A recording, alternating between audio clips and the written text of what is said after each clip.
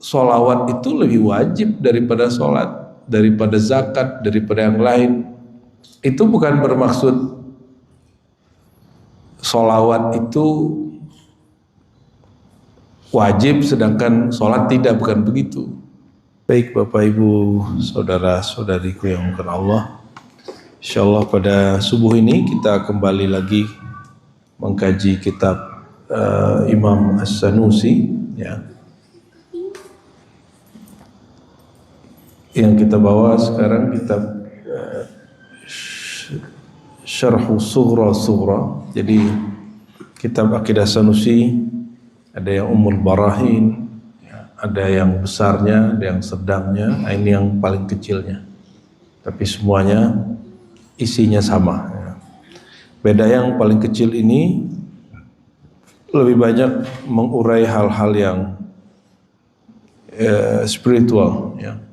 Kalau yang pertama, kedua, kalimat yang sama dielaborasi kepada hal-hal yang sifatnya intelektual berpikir.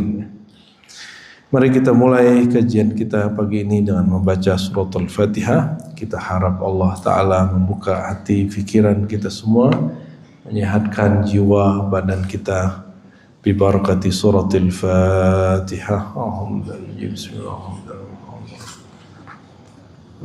Ya na'budu ya nasta'in shiratal mustaqim shiratal ladzina an'amta 'alaihim ghairil maghdubi 'alaihim waladdallin. Amin. Sebelumnya kita berhenti pada muqaddimah wassalatu wassalamu ala sayyidina wa maulana Muhammadin khatamin nabiyyin wa imamil mursalin. Adapun di kitab yang tebal itu kita bicara tentang mustalahat, istilah-istilah. Sekarang kita kembali ke matannya lagi, ya. Hamdulillah ta'ala ala ni'matin nabiyyi sallallahu alaihi wasallam min aujabil wajibat. Memuji Allah karena nikmat kita diberikan nikmat jadi umat Nabi Muhammad, bernabikan Nabi Muhammad sallallahu alaihi wasallam min aujabil wajibat. Itu adalah wajib yang lebih wajib dari yang sebelumnya, lebih wajib dari yang lain-lain. Ya, ada satu kalam kami yang biasa kalau orang nggak senang itu salah kita kan ada aja, Pak, benar nggak? Ya, kalau nggak senang salah kita ada aja. Ya, kita kan bukan Nabi, selevel Nabi. Abu Jahal, Abu Lahab, ada aja salah Nabi bagi dia. Ya, apa yang kami kalamkan dulu, sholawat itu lebih wajib daripada sholat, daripada zakat, daripada yang lain. Itu bukan bermaksud sholawat itu wajib sedangkan sholat tidak, bukan begitu. Kalau orang udah sholawat nggak perlu sholat lagi, bukan begitu, ya.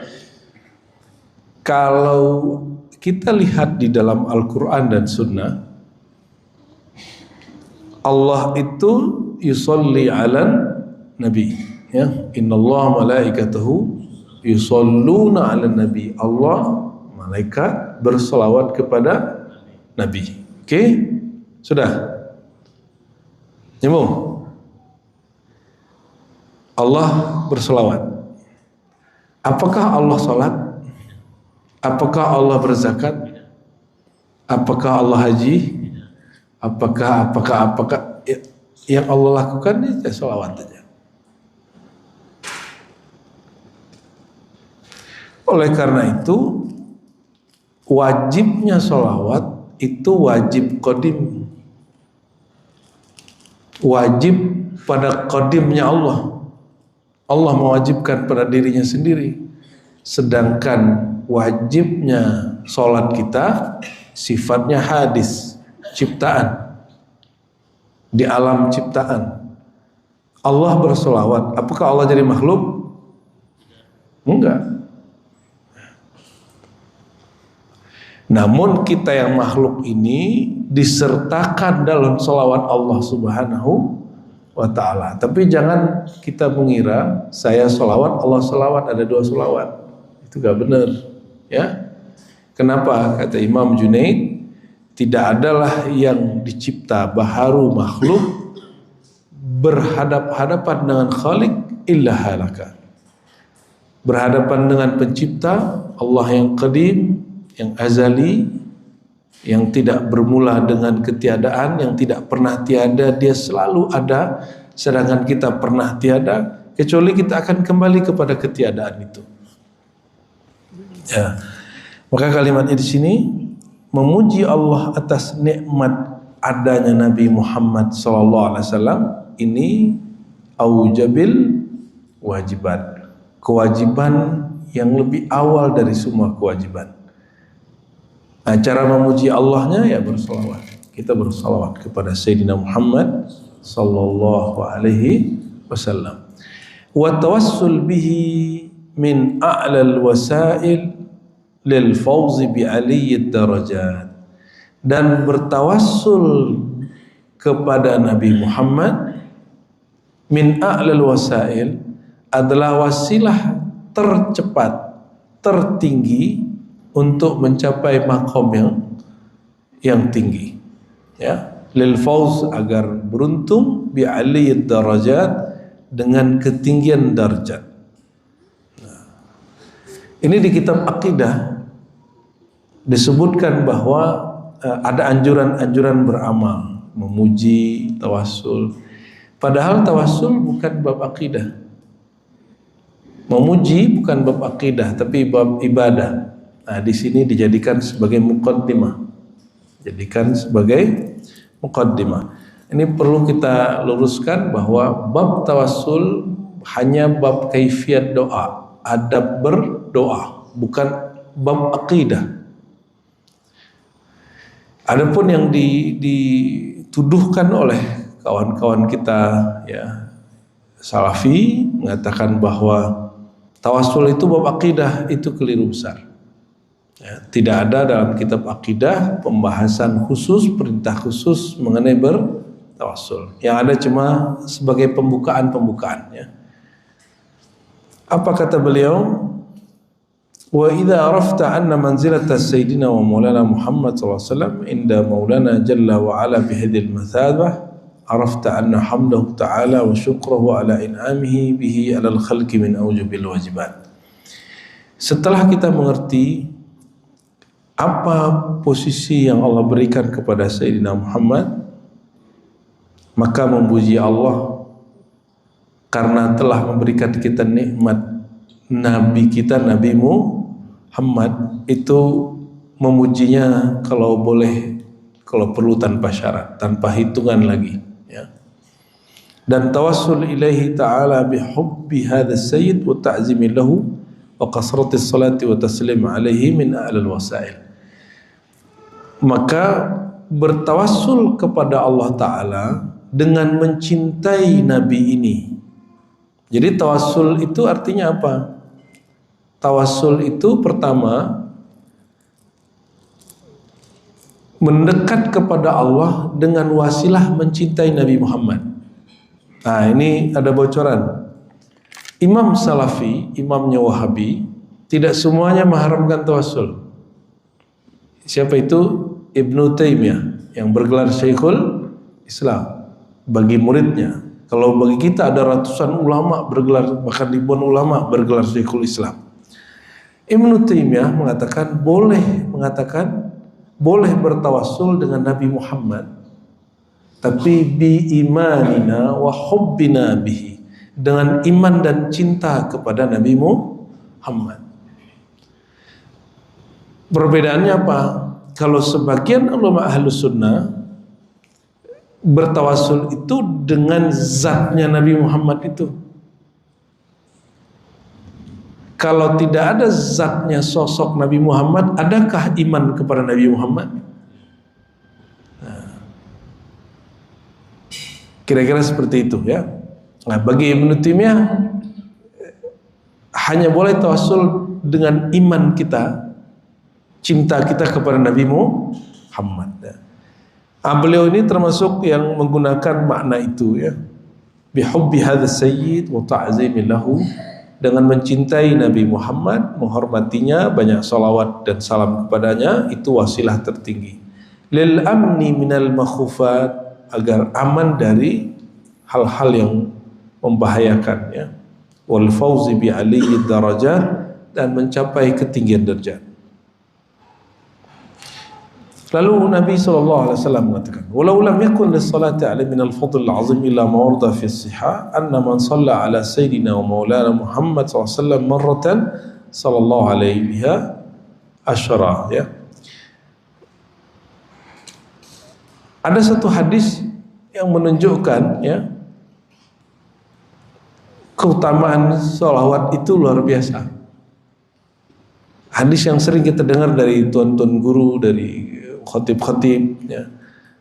Nabi SAW bersabda, hadis riwayat Imam Muslim, anna man shalla ala Sayyidina Muhammad, ya. Kalau lafaznya di sini lafaz lebih menghikayatkan, siapa yang berselawat kepada Sayyidina Muhammad sallallahu alaihi wasallam, Allah berselawat berapa kali yang sering kita dengar? 10. Kalau kita selawat kita makhluk. Kalau Allah selawatnya Allah qadim azali. Gimana? Apa artinya? Orang yang berselawat hari ini di bumi, di alam baharu, di alam nyata, alam ciptaan, dia sebenarnya sudah ditandai oleh Allah dalam ilmunya yang qadim. Nah, itu kabar gembiranya. Sallallahu alaihi biha asyran, Allah berselawat kepadanya, asbab dia berselawat 10. 10-nya Allah, jangan kita pahami 10-nya kita. Bahkan, ya, seandainya salawat kita salawat lalu Allah balas sekali cukup. Di sini berapa? 10 kali. Kalau mau hidupnya tenang, berkah, mati husnul khotimah, salawat aja banyak-banyak, ya. Oleh karena itu guru-guru kita mengatakan, siapa yang sedang cari guru mursyid tapi belum jumpa, banyak-banyaklah berselawat. Kenapa begitu? Berkat salawat Allah yang 10 itu, nanti kita akan dipertemukan dengan orang-orang yang menjadi jalan menuju Allah Subhanahu wa ta'ala, ya. Kaifa wa qad warada fi fadliha al-azim ma allafa a'immatuna fihi al-infirad ta'alif adidah, ya. Karya-karya ulama tentang keutamaan salawat sangat banyak. Kalau di dalam bahasa Arab, ya, dalam bahasa Indonesia masih sedikit. Ada yang paling besar itu ulama terdahulu Imam Sakhawi, namanya Al-Qaul Al-Badi', dan yang paling banyak lagi Syekh Yusuf An-Nabhani, lebih dari separuh kitabnya tentang Nabi Muhammad, keutamaan berselawat. Nah, Syekh Yusuf An-Nabhani. Saya punya guru Syekh Amin Salim Al-Kurdi, Syekh Abdullah Al-Haji, punya yang kemudian bersanad kepada Syekh Utsairan, ya. Syekh Utsairan langsung ngambil kepada ilmunya Syekh Yusuf An-Nabhani, orang Libanon, ya. Tapi dia setiap kali musim panas atau musim dingin, dia pergi ke Haramain, Mekah, Madinah, dan tinggal di sana. Di situ dia bikin kitab-kitab salawat, dan kitab salawatnya sampai hari ini sangat banyak dipakai, ya. Wa qad ra'aitu li ba'di a'immati tasawuf, kata pengarang kitab ini kitab akidah, tapi dia sedang menyentuh bagian tasawuf. Aku melihat ke sebagian ulama-ulama sufi, anna man faqada syuyukh tarbiyah, ya, mereka berkata, siapa yang faqada, kehilangan syekh tarbiyah, murabbi atau mursyid. Nah, ini perhatikan, istilah murabbi yang muncul di kampus-kampus, di pergerakan harokah-harokah, itu bukan murni dari pergerakan harakah tarbiyah kampus. Itu pengaruh dari Syekh Hasan Al-Banna, seorang penggerak dulu namanya Harakah Hasafiyah, cabang dari Tarekat Syaziliyah di Mesir. Itu sebabnya beliau menggunakan istilah murabbi, mutarabbi, zikir maksurat pagi sore. Tapi saya heran hari ini anak-anak muda yang pakai maksurat itu anti dengan tarekat, anti dengan tasawuf. Padahal dia sehari-hari sudah ngamalin itu. Ya. Nah, siapa yang kehilangan guru, mungkin gurunya meninggal, ada yang punya mursyid datang kepada saya terus mengatakan, guruku meninggal. Ya sudah, kamu sholat aja. Falyukthir minas sholati ala nabi. Banyak-banyak sholawat kepada Nabi. Ya. Allahumma sholli wa sallim barik alaihi. Yang sering kami kasih pertanyaan buat jamaah, Nabi Muhammad itu masih hidup atau sudah meninggal? Secara zahir. Secara zahir sudah. Secara rohani hidup. Ya. Apa kata beliau? Ya. Man shalla alayya, ya, ma min ahlikum yusallimu alayya illa raddallahu alaihi ruhi. Tidak adalah orang bersolawat bersalam kepadaku kecuali Allah hadirkan kembali ruhku. Ya. Allah hadirkan kembali ruhku. Inilah dalil kalau bikin majelis maulid lalu ada orang merasakan Nabi hadir, itu perasaan yang mungkin tidak dirasakan orang lain, sifatnya subjektif, sifatnya pengalaman spiritual yang mungkin orang lain tidak mengalami yang kita alami. Ya. Fa innahu yasilu bihi ila maqsidihi.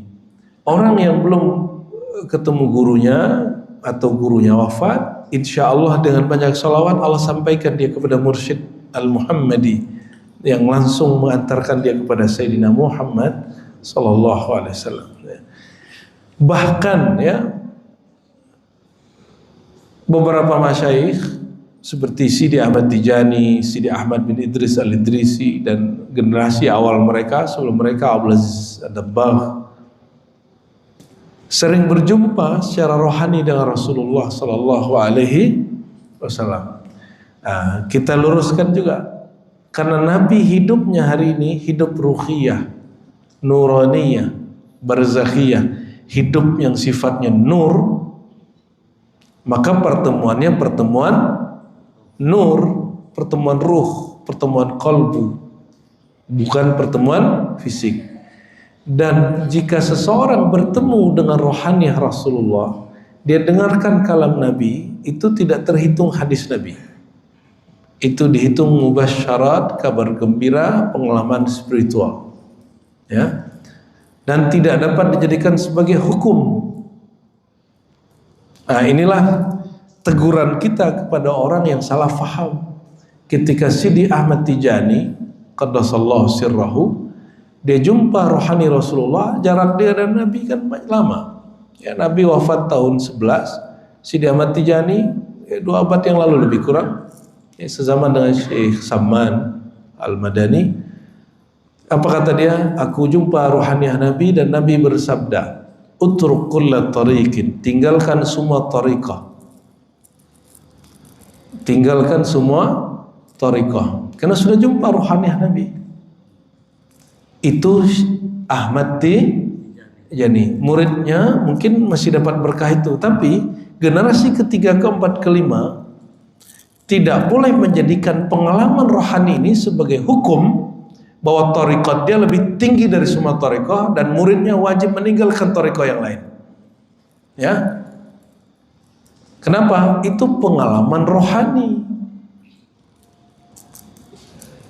Saya tanya, kalau Syekh Ahmad Tijani boleh mengalami itu, Pak Lang bisa mengalami nggak?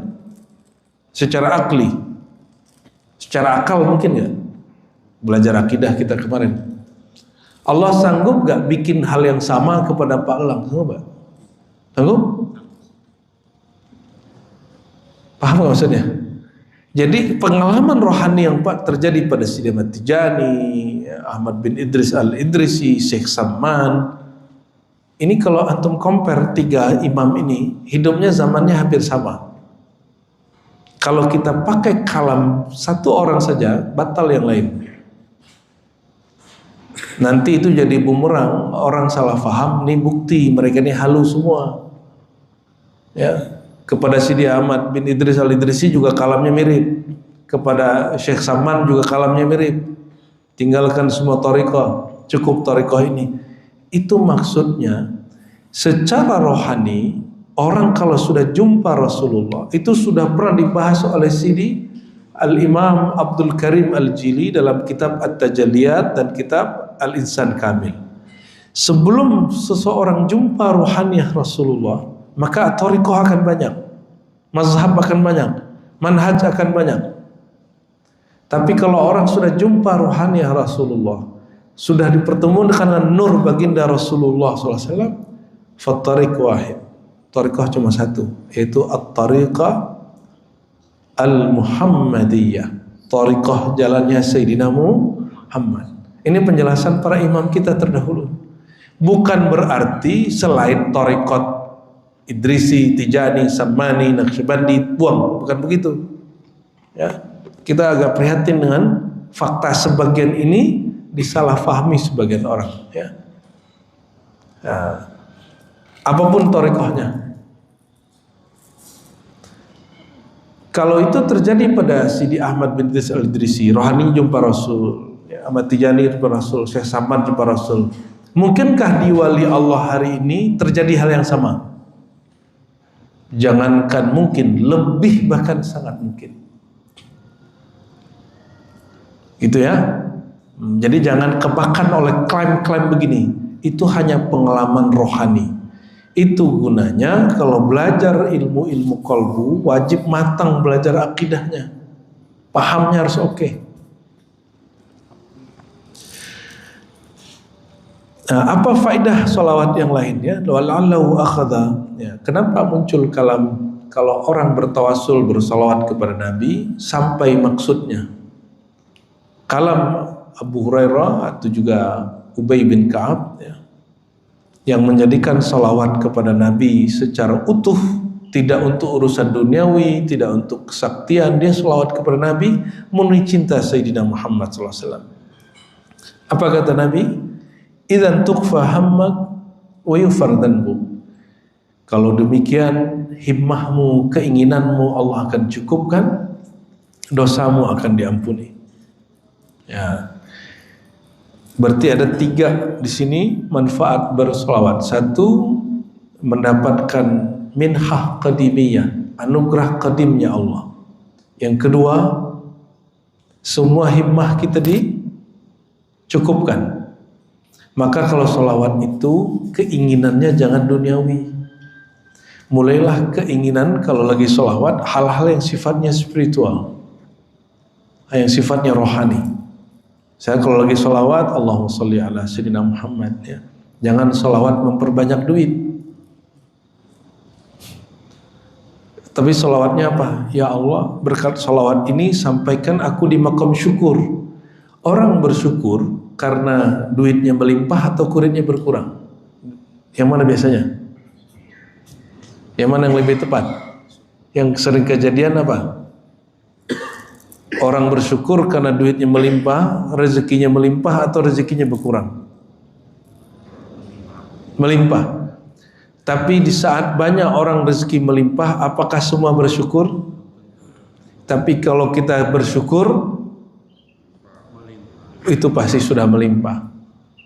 Ya, jangan minta rezeki berlimpah, belum tentu dapat syukur. Mintalah syukur, pasti rezeki melimpah. Nah, ini perbedaan kita dengan ahlud dunya. Ya. Ahlud dunya minta sukses di dunia. Kalau kita minta syukur hidup di dunia sebagai umat Sayyidina Muhammad SAW. Wa yughfar dzanbuk, diampuni semua dosamu. Jadi solawat itu salah satu kafarah lidzunub, dapat menebus dosa-dosa. Jadi rumah kalau kurang adem banyakin solawat. sering tengkar di rumah itu kurang sholawat. Hidupkan sholawat, hidupkan majelis sholawat, baca akhlak-akhlak Nabi, pakaikan di rumah. Insya Allah rumahnya nanti bercahaya, tidak hanya nurnya tapi juga akhlaknya. Wala syakka anna al-murid talib ala masyayikh tarbiyah, ya.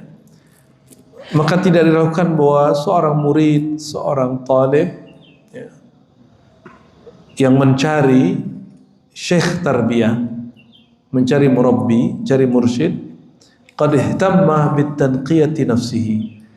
Dia mesti berhimmah, semangat untuk membersihkan dirinya, wa syifaiha, dan menyembuhkan jiwanya, min alaiq siwahu tabaraka wa taala, dari ketergantungan kepada selain Allah.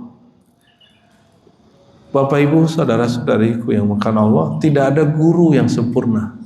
Yang ada hanya murid yang sungguh-sungguh. Jangan cari guru yang sempurna, carilah kesungguhan dalam diri. Sama kawan saya waktu mau kuliah dulu, mau masuk pesantren, dia bilang pesantren yang bagus ini, pesantren yang bagus ini. Ketika kuliah, jauh-jauh kuliah, pulang-pulang nggak ngerti juga hadis sahih, hadis tidak sahih. Jauh-jauh ngaji, jauh-jauh ziarah, pulang-pulang nggak tahu juga fadilah salawat. Apa untungnya? Jadi dimanapun belajarnya, dimanapun bergurunya, siapapun syekhnya, yang penting kesungguhan berguru. Jadi jangan cari guru selevel malaikat, nggak perlu. Jangan cari guru yang hatinya suci banget, gak mungkin, ya. Carilah guru yang membuat kita sadar bahwa si guru ini gak sempurna. Faidha akthara minas salati ala sayyidina wa maulana wa sayyidina Muhammadin alaihi salatu wassalam kufiya hadzal ham alladhi ihtamma bihi. Apabila seseorang sudah banyak bersolat kepada Nabi sallallahu alaihi wasallam, maka semua himmahnya akan dicukupkan oleh Allah, ya. Allahumma salli ala sayyidina Muhammad. Munasabah dzikr salati ala nabi ba'da hamdillah.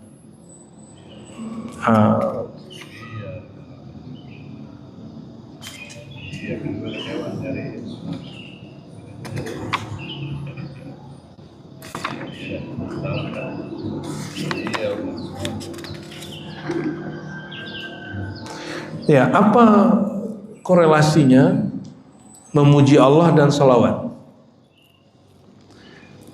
Kalau kita tidak kenal Nabi Muhammad, kenalkah cara memuji? Kenal nggak? Nggak, beneran. Kalau seseorang tidak kenal Nabi Muhammad, Sang Ahmad, tahukah dia cara memuji Allah dengan sebenar-benarnya? Tahu nggak? Dan dapat dipastikan yang benar-benar memuji Allah sesuai dengan haknya Allah itu hanya Nabi Muhammad SAW. Jujur saja, kita ini memuji Allah karena kita ingin sehat, ingin rezekinya berkah, betul? Tahajud supaya sehat, duha supaya rezeki lancar. Nggak ada yang serius betul-betul memuji Allah karena Allah layak dipuji. Benar? Ya. Mulailah hari ini, pagi ini, memuji Allah karena Allah layak dipuji. Itu yang diajarkan Sayyidina Muhammad SAW. Ketika Ubay bin Ka'ab bertanya, wahai baginda, berapa sholawat yang ku kasih buat engkau? 1/3, setengah, 2/3, kata Nabi, semuanya. Ya, jika semuanya, yukfa hammuk, yukfar dhanbuk. Hajatmu Allah tunaikan, semua dosamu Allah ampuni. Kenapa? Kalau dia sholawat full buat baginda disebut fana fi wujudil Mustafa. Ya, dia lebur dalam nur Sayyidina Muhammad sallallahu alaihi wasallam. Ya. Lalu beliau menyebutkan korelasinya kenapa sholawat dan muji Allah itu dibarengi. Ada beberapa hal. Pertama, kata beliau, annahu shibhu hamdin khas ba'da hamdin am. Kalau saya mengatakan alhamdulillah itu pujian umum, sedangkan sholawat itu pujian khusus. Jadi wa ma min musallin illa wa huwa hamidu rabbil alamin. Nah, ini kaidah. Tidak adalah seseorang bersolawat kecuali dia sedang memuji Allah ala tariqil khawas, dengan jalan yang khusus, ya. Li'annahu lama hamidal maula tabaraka wa ta'ala hamdan mutlaqan ala jamil fadl wa fadail, ya. Wa in syi'ta qulta ala kamalihi wa takmilihi, ya. Bahkan kita boleh ngomong gini, ya Allah, engkau maha terpuji sebagaimana kekasihmu Sayyidina Muhammad memuji engkau, ya. Masih ingat ada sahabat lagi i'tidal, lalu dia dapat ilham untuk mengubah satu bacaan dan Nabi tidak membid'ahkannya. Apa bacaan dia waktu i'tidal? Rabbana lakal hamdu hamdan thayyiban katsiran mubarakan fi. Nabi tidak pernah ajarkan itu. Ini dalil bahwa bacaan di dalam salat selain Al-Fatihah, syahadat dan salawat itu boleh melalui ilham. Boleh melalui dan wajib dalam bahasa Arab. Ini dalilnya. Ini Sahih Bukhari, Sahih Muslim. Selain takbir, ya, nggak boleh diganti. Takbir, salawat, syahadat, salawat, semuanya itu. Selain yang wajib-wajib qauli ini, bacaan apapun itu boleh melalui ilham, ya. Bahkan sampai kiamat nanti ilham itu akan ada terus. Dan Nabi SAW mentakrir dan mengatakan, siapa yang membaca Allahumma lakal hamdu hamdan thayyiban katsiran mubarakan fi, yang biasa kita baca apa? Rabbana lakal hamd, terus mil'us samawati wal ardh, ya Allah, pujian bagimu sepenuh langit, sepenuh bumi, dan sepenuh yang kau mau. Oke, ini yang Nabi ajarkan. Yang dia baca apa? Yang dibaca orang ini, Rabbana lakal hamdu hamdan thayyiban, ya Allah, pujian bagimu, pujian yang setinggi-tingginya, katsiran mubarakan, sebanyak-banyaknya, seberkah-berkahnya. Berkah itu bahasa Arab artinya banyak melimpah. Mubarakan fi, semelimpah-melimpahnya, fihi, padanya. Gimana tuh? Sama nggak mananya? Sama. Apa kata Nabi? Siapa yang baca ini barusan? Sahabat ketakutan, lalu kemudian Nabi mengatakan, wahai sahabatku, bacaan kamu tadi ini diperebutkan oleh 12 malaikat. Di riwayat kedua 30, di riwayat ketiga 40 malaikat. Jadi kalau ada orang baca sesuatu wirid, satu zikir, dia bawakan hatinya, itu malaikat berebut untuk ngangkatnya ke langit. Berebut, Pak. Tapi kalau sholawatnya untuk dunia, nanti ketika dibawa ke langit, kata malaikat di langit, oh itu untuk hajat dunia, turun lagi dia. Oleh karenanya, wirid karena ingin rezeki lancar, ingin sehat, ingin kerjaan pangkat naik, itu nggak pernah naik ke Allah sama sekali, ya.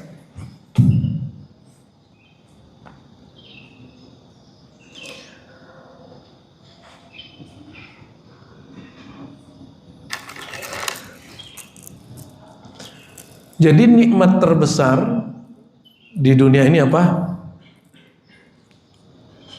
Apa nikmat terbesar? Berdasarkan kitab ini, bab hari ini, bukan selawatnya, adanya Nabi Muhammad SAW. Bayangkan Nabi Musa sampai ingin jumpa natap Nabi 5 kali. Apa kata dia? Ya Muhammad, umatku nggak sanggup sholat sekian kali, supaya nanti jumpa lagi. Karena Sayyidina Musa mengatakan, ya Rabb, itu umat siapa kok banyak, dan mereka banyak memujimu, Hammadun, mereka suka memujimu.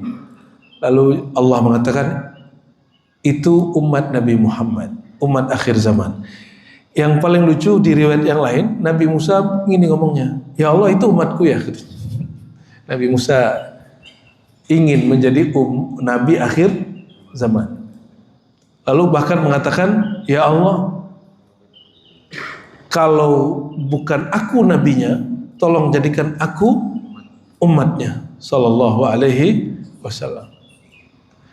Dari sinilah muncul apa yang disebut konsep waris, warasatul anbiya atau tanazzul rohani.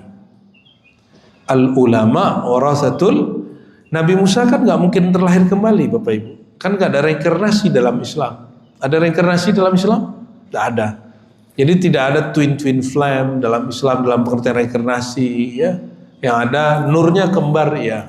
Tapi tidak dalam pengertian ruh orang ini kemudian dengan sosoknya lahir kembali, ya. Seperti di film-film Korea dan Cina itu, ya. Kok ada orang di negeri maju hari ini masih percaya begituan? Jadi Korea, Jepang, Korea Selatan itu kan maju secara teknologi, tapi secara rohani mereka mundur, ya. Jangan terjadi di kita. Kita sudahlah nggak maju-maju teknologi, masa rohaninya juga terbelakang? Insya Allah negeri kita akan jadi kiblat kemajuan rohani. Adapun teknologi kita jadikan fasilitas, biarin aja tuh orang Cina jualan gili JWM apalagi itu, ya, jet tour biarin, ya, kita nikmati aja itu.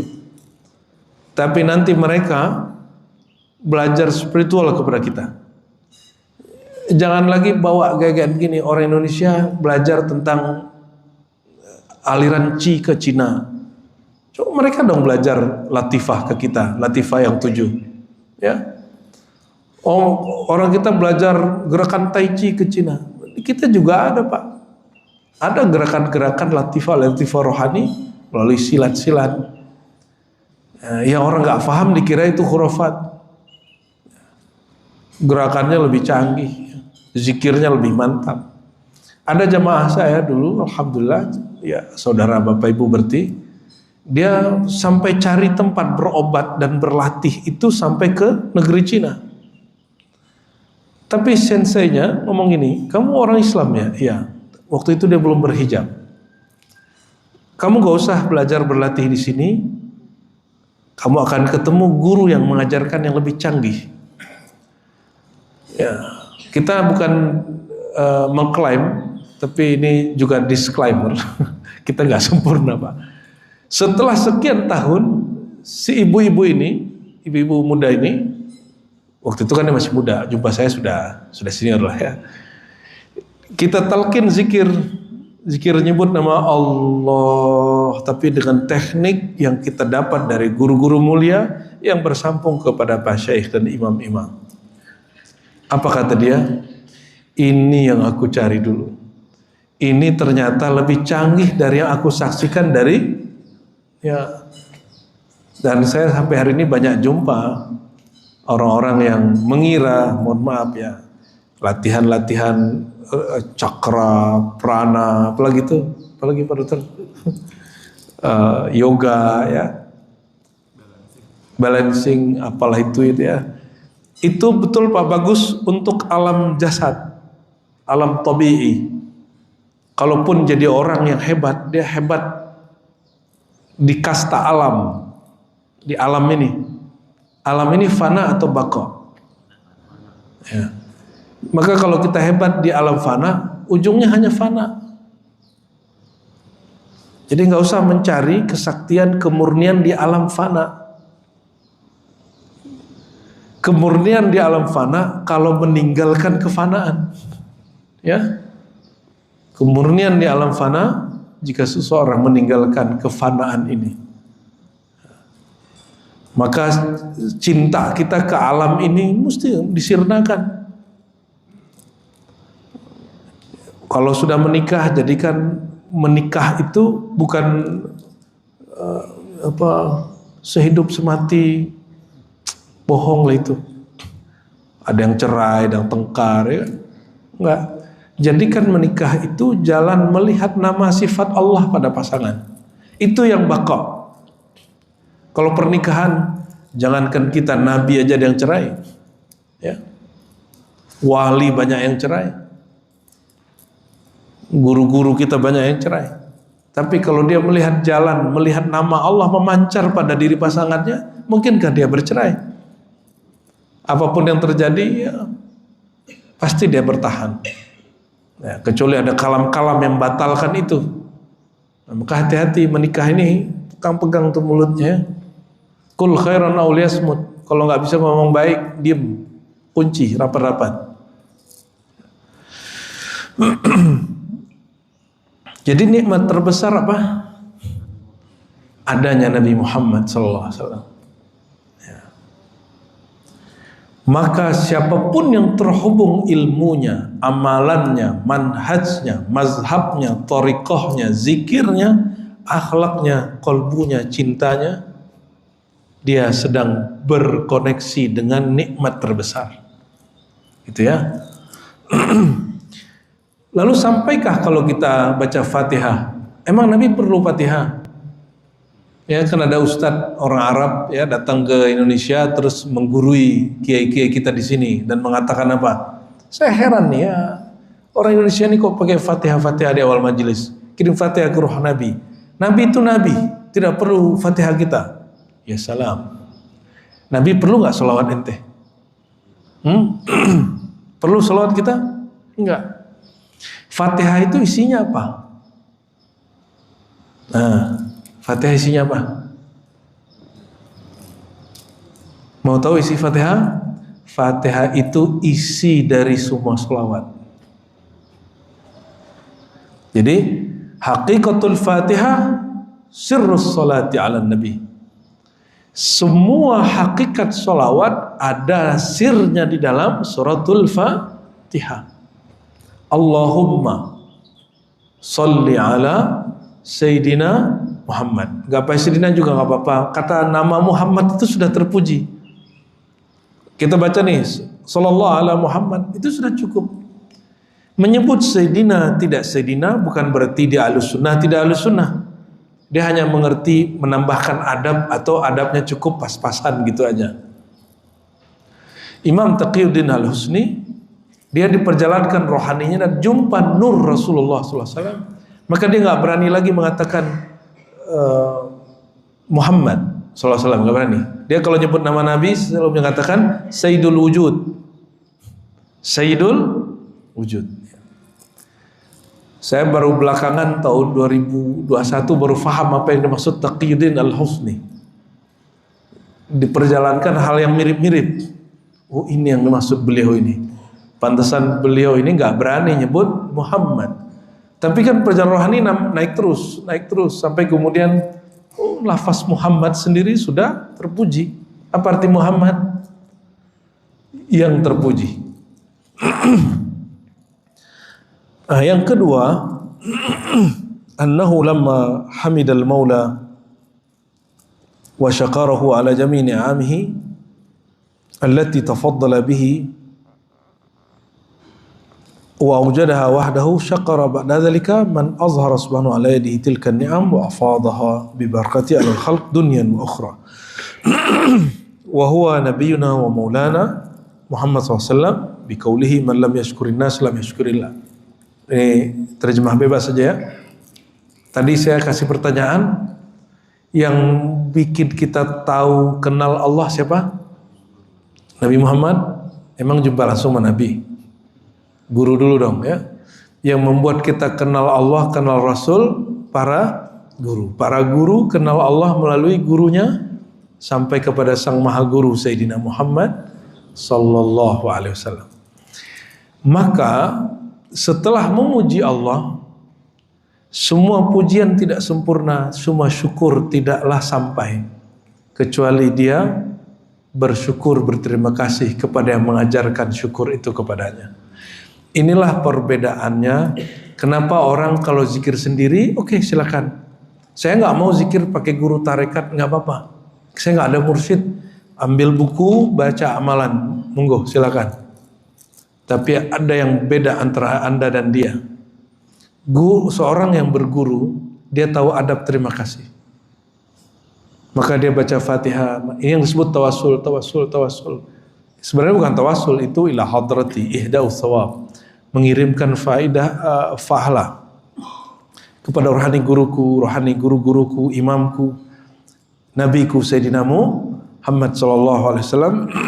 Kita baca Al-Fatihah. Semua itu menunjukkan rasa syukur kepada Allah. Karena lam yashkurillah man lam yashkurin nas. Tidak disebut bersyukur hakikat syukur kepada Allah sampai dia mengekspresikan rasa syukurnya kepada makhluk. Ya, jadi suami istri ya, mulailah ekspresikan rasa terima kasih, perhatian kepada pasangan. Ya, mulai mensyukuri adanya pasangan. Jangan nuntut terus. Ya, orang yang bersyukur kepada Allah, dia nuntut Allah enggak? Makanya orang ini dicintai Allah. Dan Allah mengatakan afdhalud du'a alhamdulillah, hadis Nabi ya. Doa tertinggi bukan kamu mengatakan ya Allah aku perlu ini, aku butuh ini. Doa tertinggi jika engkau memuji dan bersyukur kepada Allah. Jadi mulailah berdoa tanpa meminta. Gimana caranya? Ya, syukuri setiap badan ini, setiap nafas ini. Ya, syukuri setiap rasa yang didapat. Ya. Insya Allah Allah berkahi rumah tangganya, rumahnya, ya, pekerjaannya. Insya Allah.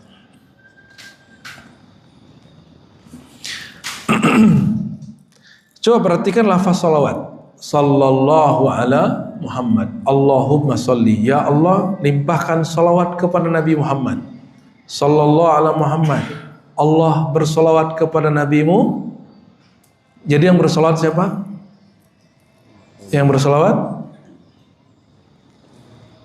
Tapi kita baca Allahumma salli. Maksudnya apa? Apabila Allah berkehendak baik kepada seorang hamba, Allah sertakan lisan dia bersalawat.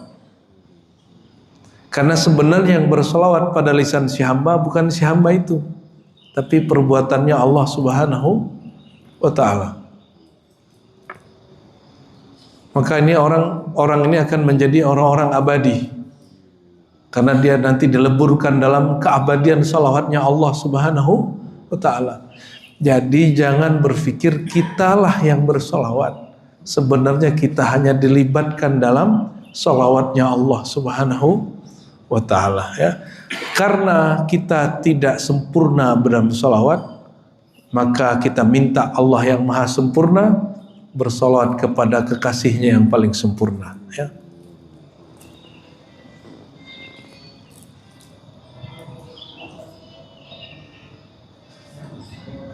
Ya, masih banyak lah ini.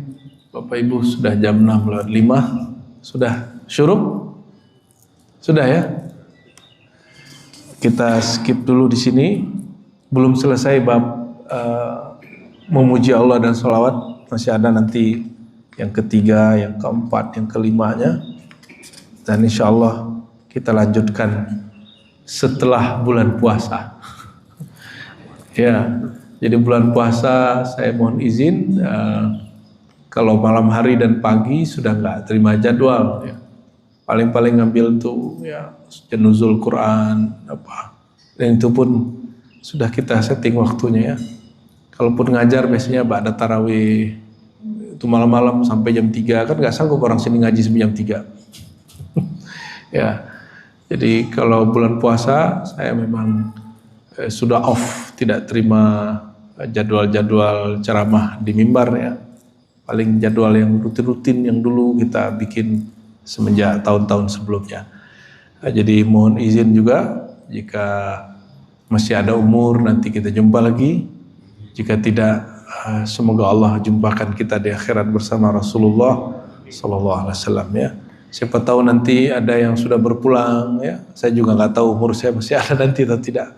Namun kita berdoa Allah panjangkan umur kita dalam keberkahan ilmu dan amal ya. Kalau tidak, wafatkan saja dalam husnul khatimah ya. Ngapain juga hidup penuh maksiat, ngapain juga hidup banyak putus asa. Lebih baik hidup kenal Allah, Allah panjangkan. Kalau tidak, Allah segerakan berpulang ya. Oleh karenanya mari kita berdoa pagi ini, kita baca salawat ya. Innallaha malaikatahu yusholluna 'alan nabi يا أيها الذين آمنوا صلوا عليه وسلموا تسليما لبيك اللهم صل وسلم وبارك عليه. Ikuti ya. Sallallahu ala Muhammad, sallallahu ala Muhammad, sallallahu ala Muhammad, sallallahu ala Muhammad, sallallahu ala Muhammad, sallallahu ala Muhammad, sallallahu ala Muhammad, sallallahu ala Muhammad, sallallahu ala Muhammad, sallallahu ala Muhammad, sallallahu ala Sayyidina wa Maulana Muhammad. Ya, salawat Jibril dengan kesyahduan ya. Sallallahu ala Muhammad. Ayo sama-sama. Sallallahu alaihi wasallam. Sallallahu ala Muhammad, sallallahu alaihi wasallam, sallallahu ala Muhammad, sallallahu alaihi wasallam, sallallahu ala Muhammad, sallallahu alaihi wasallam. Ya Nabi salam alaika, Ya Rasul salam alaika, Ya Habib salam alaika,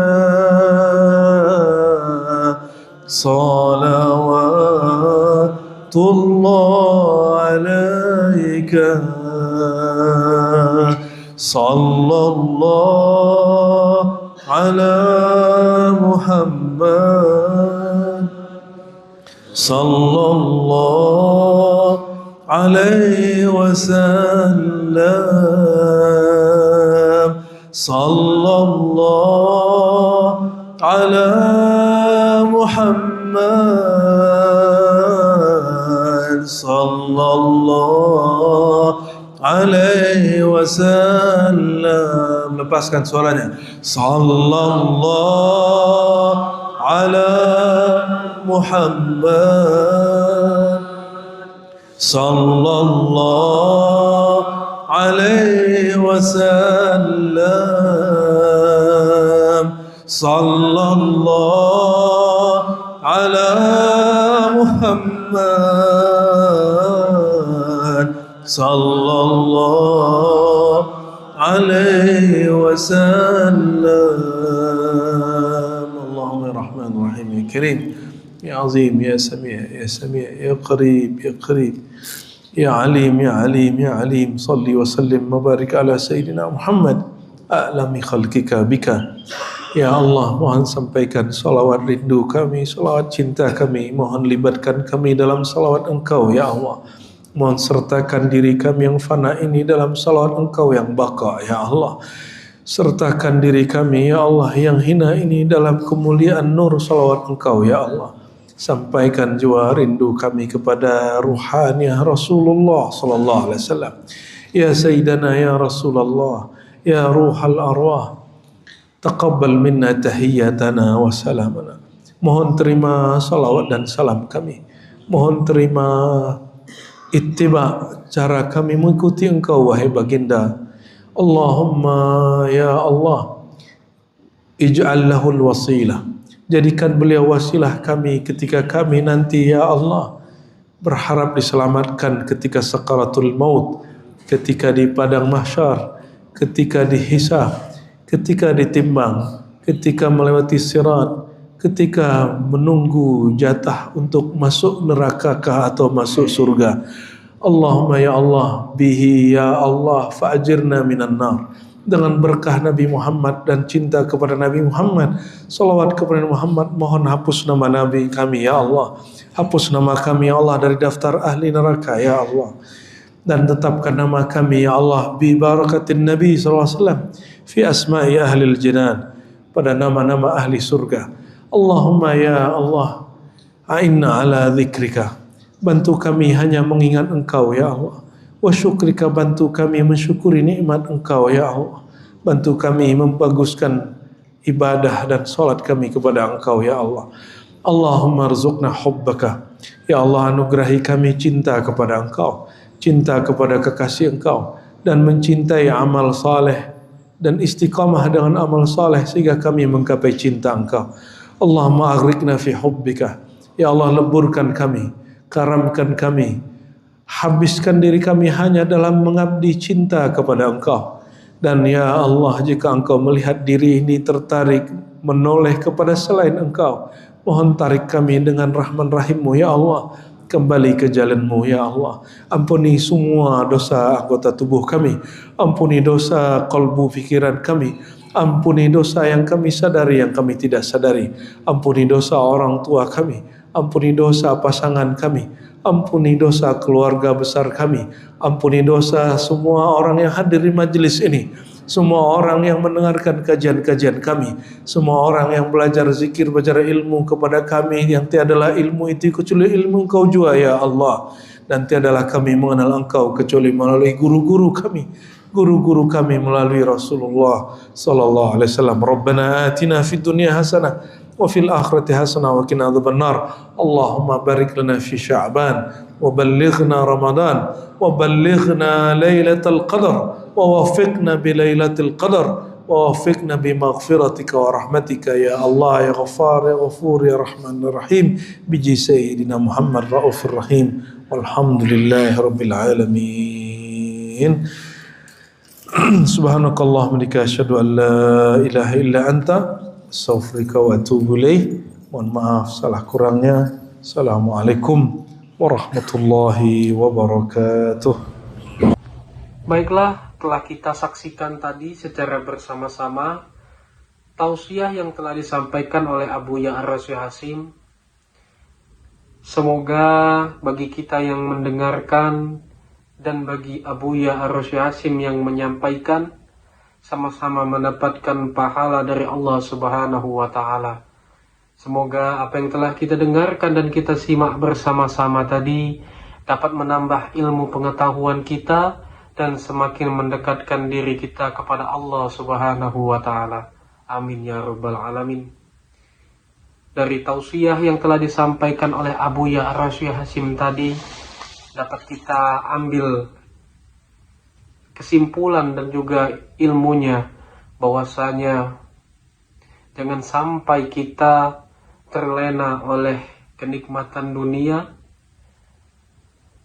hingga sampai meninggalkan kewajiban kita dan meninggalkan perintah dari Allah Subhanahu wa Ta'ala.